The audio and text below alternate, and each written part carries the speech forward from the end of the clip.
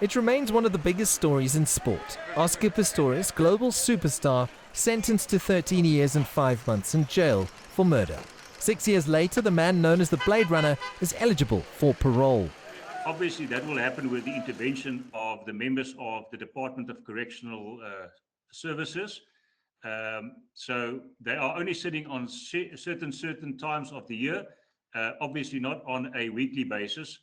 So first and foremost is to arrange for a meeting for the parole board to sit and to attend to his application, probably in conjunction with a number of others that will also be attended to on the same day.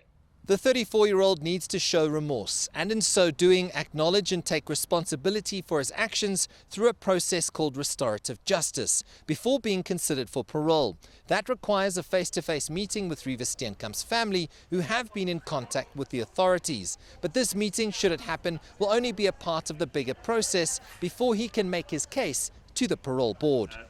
Although it's a preliminary requirement to at least attempt to have such a dialogue, it can surely not be the final answer, because in a lot of instances you'll typically find that the victim's family is not interested at all. In actual fact, to cut a long story short, it will be to his benefit, but it's not the single and most important aspect in the consideration. It could take weeks or even months before the former track star gets a date before the parole board. But the general feeling is that he will be granted parole in due course with stringent conditions. Well, once again, he is eligible to be considered for parole. There's no guarantee that he will receive parole, and maybe not even on his first attempt. That's the first aspect. The second aspect, in my mind, I do think he would qualify for parole, and I do think he is going to be granted parole eventually.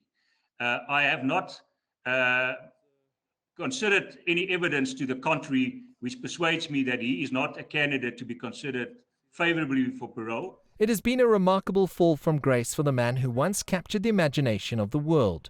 Muscular at the peak of his career and with millions of dollars in endorsements. He now sits in a cell depleted of the muscle that saw him reach the able-bodied Olympics in 2012, reportedly with a long beard, cigarette in hand, and waiting for his chance to return to some sort of normality after a moment in time that he will regret forever. CS Du Plessis, CGTN, Johannesburg, South Africa.